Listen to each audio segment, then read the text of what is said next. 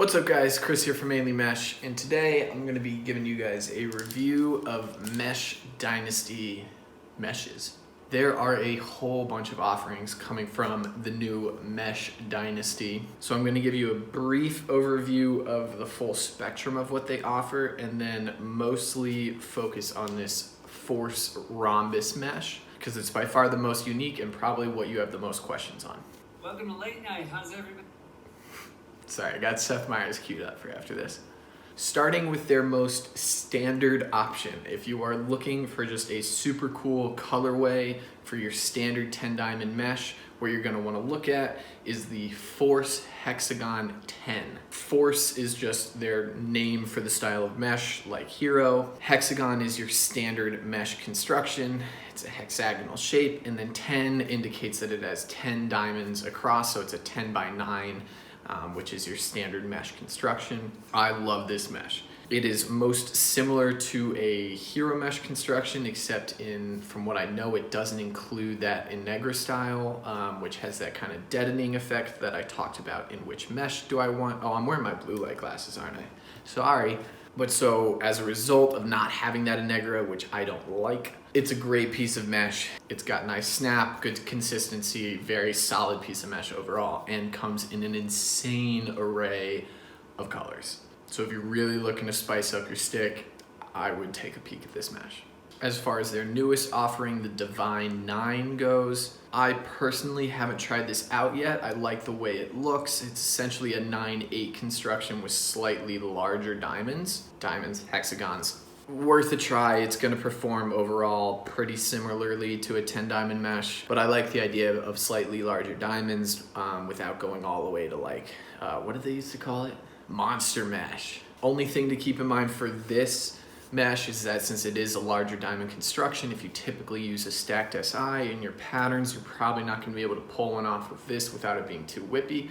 So I would really recommend it for people who love those kind of long, smooth pockets. You'll get an even better ball feel if that's the type of pocket you enjoy.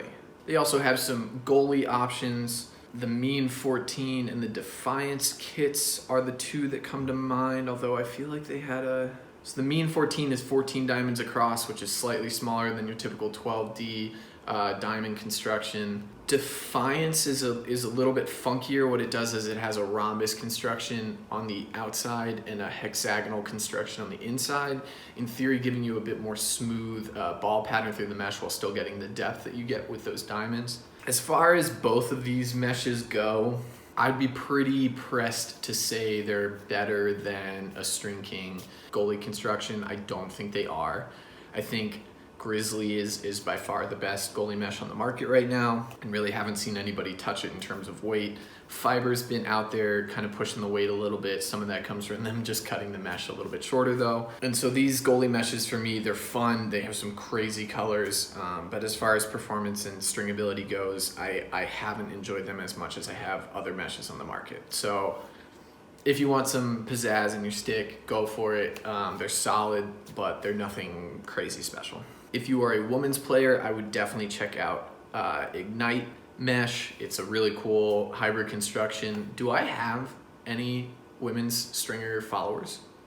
If you're a lady stringer, whether or not you are a lady, but if you string for women, hit me up in the comments down below and maybe I'll do a video on that. But let's talk about the mesh that is the strangest looking Force Rhombus 10. Over the years when I was trying to brainstorm new mesh constructions, this was one that kind of came up a lot, similar to a micro mesh of the old days. The theory being you increase the amount of material in the stick, you increase the amount of kinetic friction, and in theory you should get a little bit more hold. In practice, stringing up this mesh is a little bit more difficult. The smaller connection points on the outside lead to a lot of bunching down here, which is why I strung this in a String King head.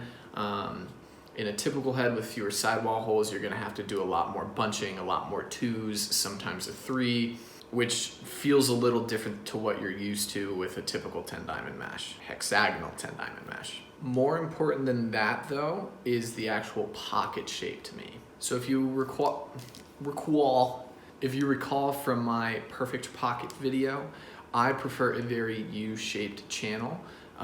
created by pulling down 4 rows of those hexagonal diamonds as tightly as I can at the very beginning. Since a rhombus design is shorter in height, as you can see here, you quite naturally get a much more V-shaped channel. So if I was drawing lines down here, essentially they're not extending down nearly as far as they would with a hexagonal shape.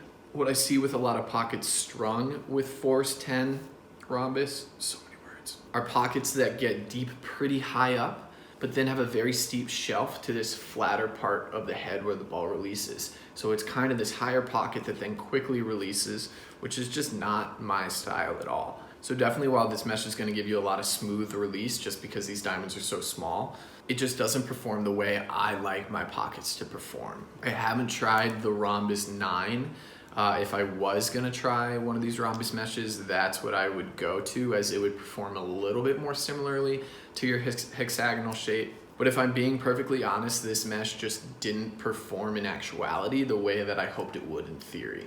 I'd only really recommend it to you super stringing geeks who just really want to try something new and see if you can hit on something completely different than you've ever strung before. This provides a lot more options and will challenge your stringing theory and just understanding of how a mesh works in general.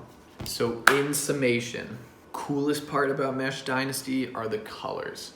So many more colors than you will ever find from another manufacturer. The Hexagon 10, Hexagon 9 are awesome meshes that fit very well with kind of your modern standard meshes. Rhombus 9 is another cool option if you want to get funky. Rhombus 10, I personally don't like. The Goalie meshes, I don't really like.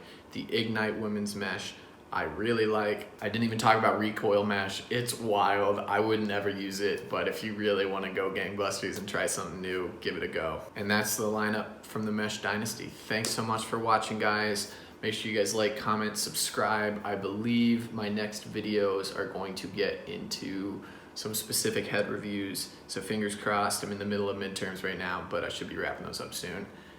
Thanks so much. I'll catch you guys next time. Blue light glasses back on for editing.